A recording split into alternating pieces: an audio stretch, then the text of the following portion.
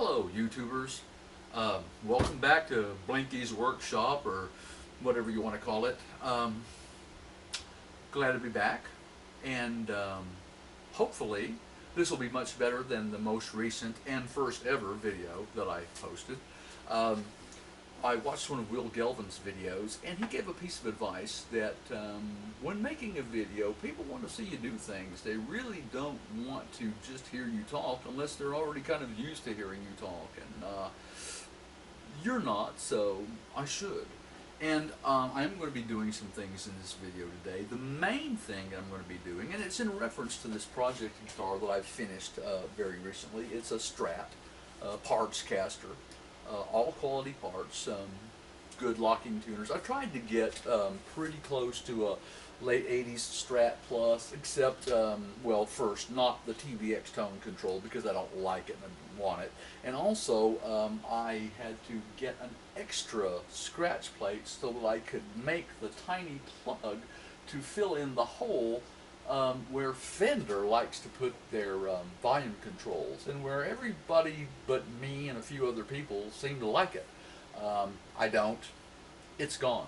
One volume, one tone, 3 lace sensors, all identical. I didn't know this when I ordered the set, but the lace sensor gold Strat set has 3 identically voiced pickups. You don't have a hot one in the bridge and a weaker one in the neck, or none of that. You get 3 identical pickups and put them where you want to. But because of the range of adjustment and because of their voicing, especially the vintage voicing of the gold, they work wonderfully.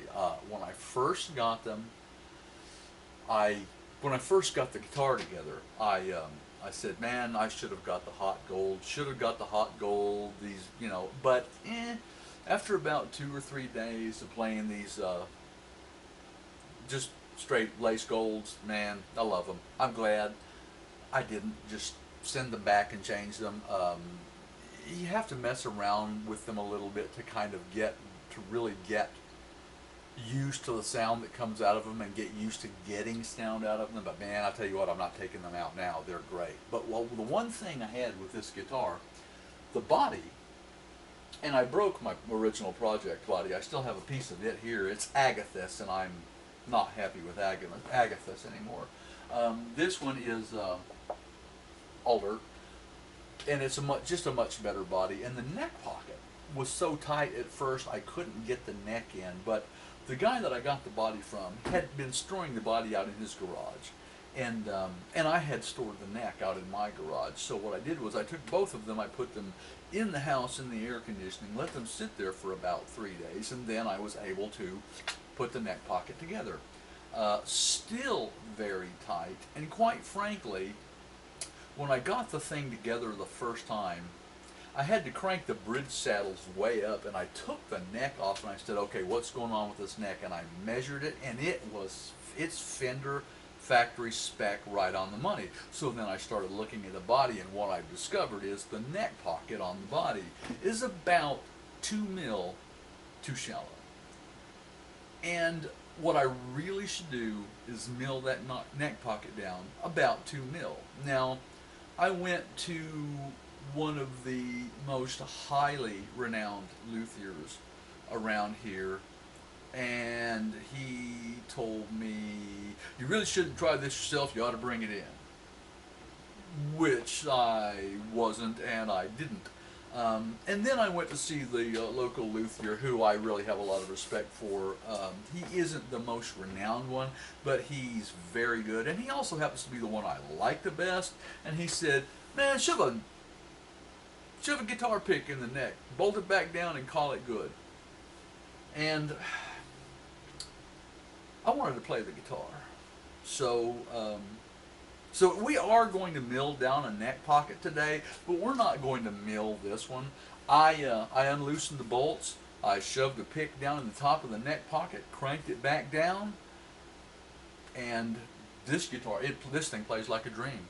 I got the saddles down where I want them, and the guitar pick is a real Fender medium. So, you know, I'm feeling pretty good about it. Eventually, I probably will mill down the neck pocket. But in order to show you guys my trick about milling down a neck pocket quickly and easily, I made a fake neck pocket. Not a very pretty one, but this isn't a guitar. We're not going to play this, so this will do. And you know, there are compound milling tables, and that's the renowned luthier basically let me know that what I needed was a compound milling table, and of course I don't have one.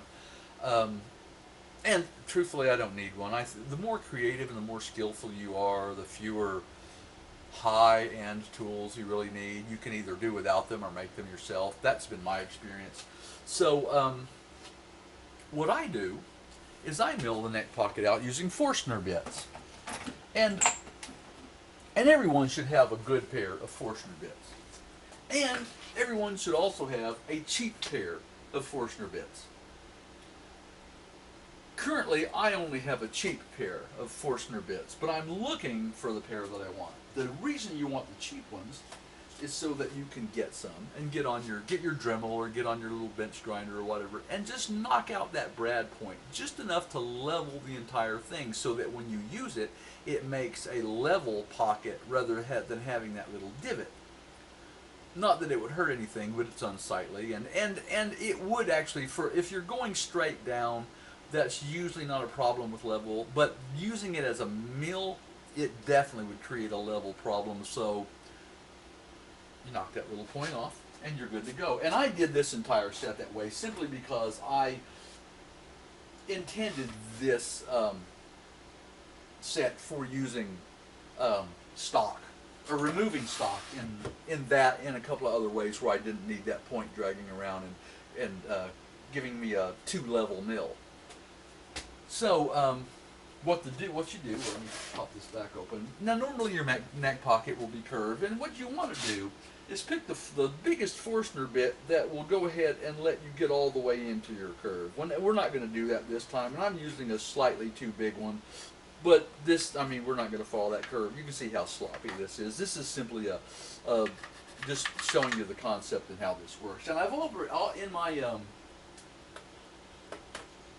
in my drill press, I have already chucked up and leveled a Forstner bit.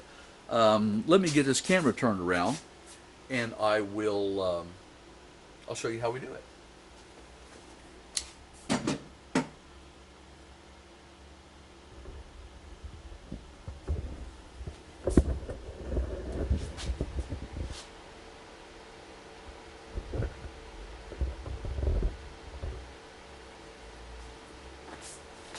Now, I already have this. And you'll see that this is, if this went down, you see that I have this deck a little off center. It's not going to matter. I've got this deck set already at the milling height that I want, and I set my depth stop to where I can come down just slightly if I want to get a little extra depth on the mill. So, and of course I have another piece of wood, the exact thickness of what would be the heel on this neck pocket. So that gives me, actually it's the exact thickness minus the amount that I want to mill off. So, and I can test that simply by, here, hold on, let me grab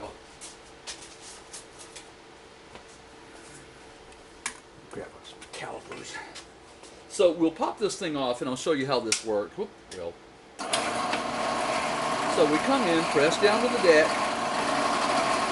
and what you'll notice is my height is below the highest portion of the cutting portion, but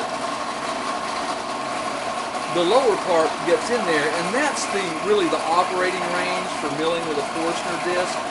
And the amount of travel that I've given this is also that distance again, so that I can actually get the wood started under the bit and it cuts. And what you'll do is, and then over, and then back up, and then you can true this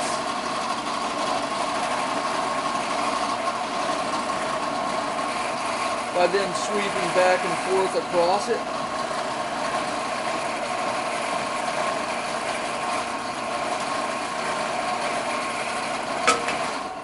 And what you'll notice I don't know if you can see that very well in the light, but if you, and this, you can see some of the little artifacts from the Forstner bit, but if you drag your fingernail across this, it's actually very smooth. You know, for a neck pocket, on the inside of the neck, you probably would not have to clean this up, but a few very light strokes with a well set up chisel would just take care of it. And by the way, while I'm mentioning well set up chisels, I was watching one of the other guitar guys on YouTube do something, and I think it was Will Gelvin, but it might have been Big D or Fletcher. And man, he was truing up this tiny little area, and he gets in there with what looked like, I don't know what number it was, but it's just this big old Stanley chisel, and he's doing this little tiny area, and I was just cringing. I'm thinking, so listen guys, these aren't that much. If you're going to be doing much of this kind of work, go get yourself a couple of little palm chisels and just keep them razor sharp. You can't beat these, and they're cheap.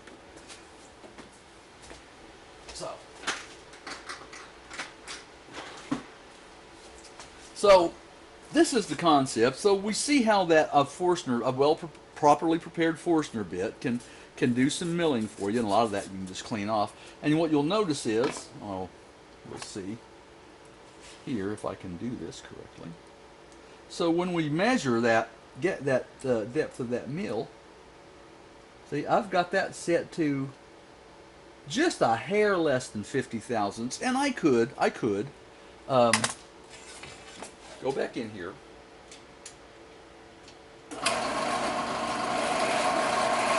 and get that little extra bit of mill if I wanted to. That one extra pass. So I start measuring and I find out that I'm not. And of course, you know, get all this worked out on a test piece first. But on this particular Forstner bit, the bite of the bit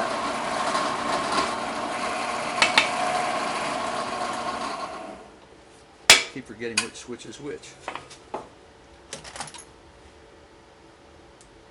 The bite of the bit is a hair less than 50 thousandths. So now if we come to this, see we're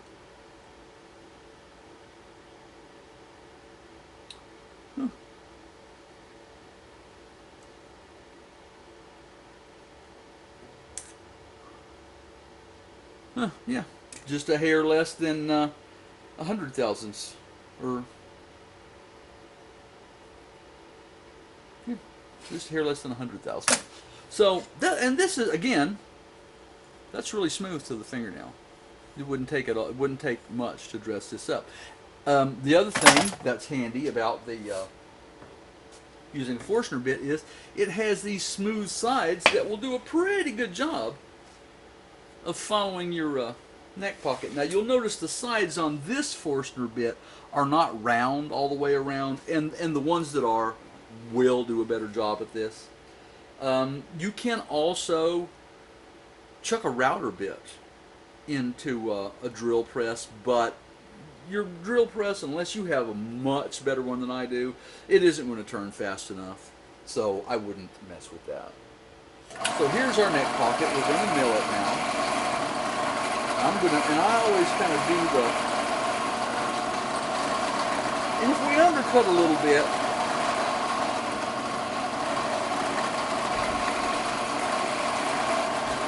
it really won't hurt the neck alignment.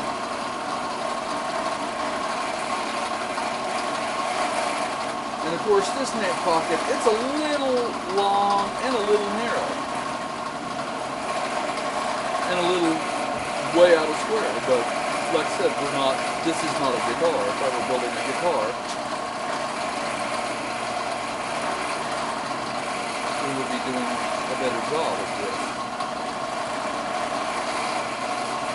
Once I get the first pass, I kind of do it like you're running a spray rig, and I overlap by 50% every pass.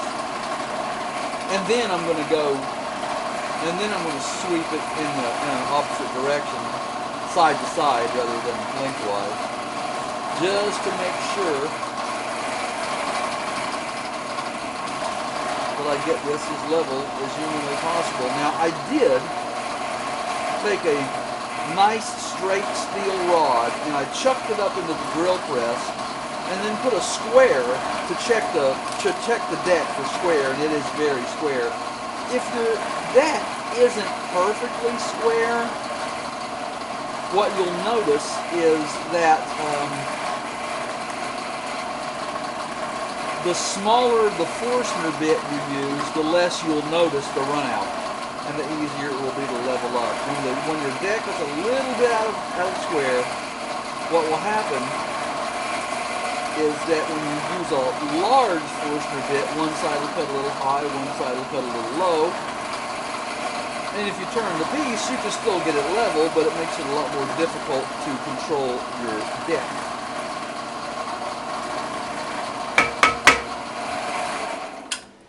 And there is your milled neck pocket. Not too bad for as fast as that happened with no more equipment than I used. And I could, I'm not going to do that right now, but I'm not going to take a chisel and true this up. There's no point to it. But very, very level. If you put a neck in that, it would sit as straight as it was sitting on the original wood. Things to remember: keep your work tight to the deck. Keep your deck clean, so that'll slide under. You don't have to do the depth stop thing like I do. You could use the depth stop to keep the bit completely out of the work, and then just however you decide to do that. The point is that having the Forstner bit just slightly into the work works very good, and a sharp Forstner bit makes a very good low-speed milling bit. It's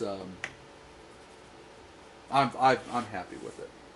So we'll leave that there and come back to this side.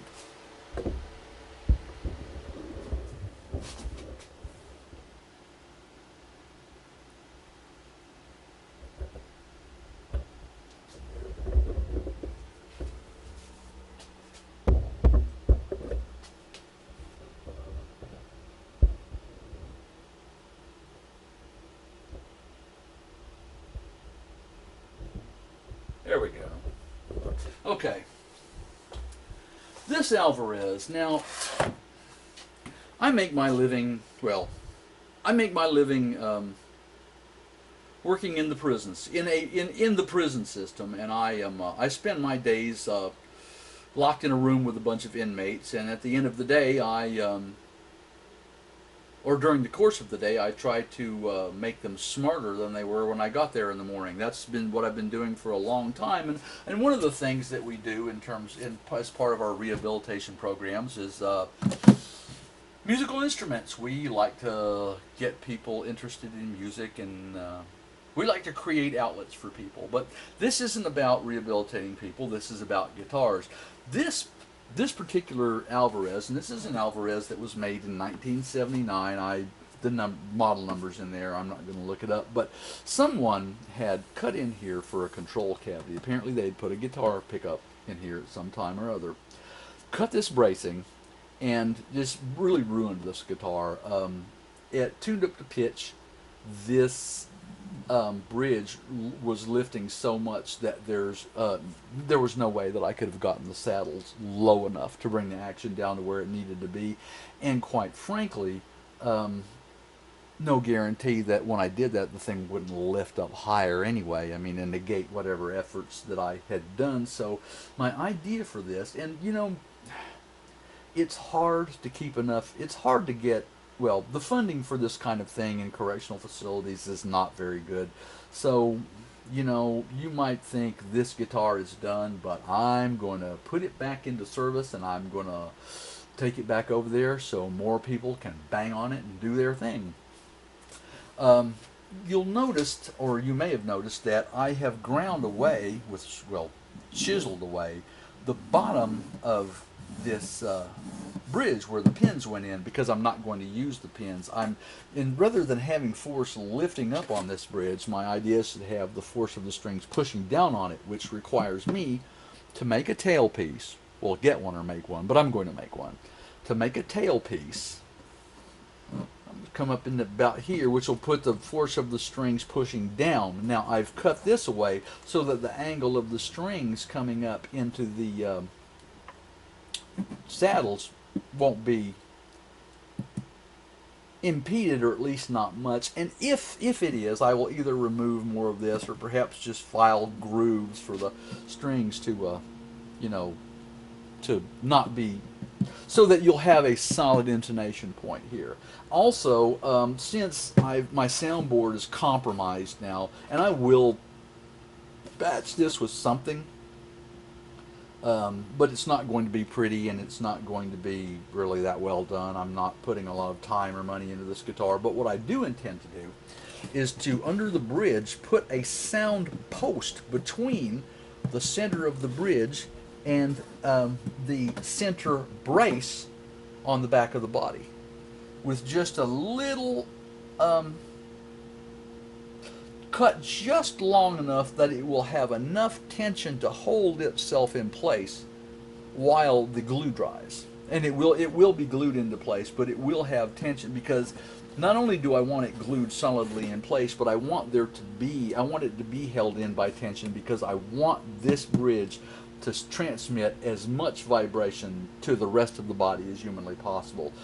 Otherwise, I'm not going to get adequate sound out of this body, and I may not anyway, but it will be certainly good enough to practice and learn on. The fretboard is in surprisingly good condition. The nut had been chiseled out very unevenly, and I had to build that back up with epoxy. Then I took a small piece of mahogany veneer that I had leveled and put in there. Well, I glued it in there and then leveled it to a right angle so that the nut, and it's not perfect, by the way, but the nut is sitting there pretty much in the right place. This is not, and I had a nut, I don't even remember what guitar I took this out of. This thing has been sitting in a box. This thing had been sitting in a parts box for 20 years, but it fit. It was a perfect fit, just putting it there, and all I had to glue it was, it's even the same color as the binding. You'd never know that nut did not come with this guitar. So good luck there. One of the eyelets for the tuner is gone. I'm not going to stress over that. I don't consider that that's, you know, that for this guitar, I'm not if I decide that I just have to replace that, I'll go out in the backyard and shoot a 22 shell so that I can take the empty shell and drill a hole in the bottom of it and make a grommet or an eyelet or whatever you want to call it that way. But it should sound pretty good when it's all said and done. Okay, now reset the camera again.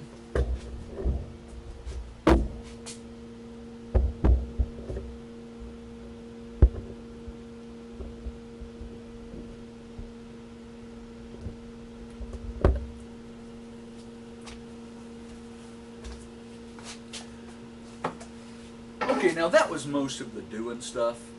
If you don't like just talking, now might be a good time to just go watch something else. Dust in the eye. Remember this: when you're recording videos, wear your eye protection, or don't have a fan blowing in your face. But man, trust me, if you can probably hear the fan, because this thing is. This is a sound machine. Not great video quality, but if you guys haven't noticed, listen to the sound coming off this thing. I bought this as a video camera. Listen, I use this, I do recording, and I like to, but it's a Zoom Q2 HD, and I'll show it to you with a motorcycle mirror. That thing. I bought it on sale for $90, and I have to tell you, it's the best stereo mic I've ever owned. I can't believe the sound quality that I get. I mean, I put it in the back of a room, just like as if I were shooting a video, but just leave the camera portion off and just let it record.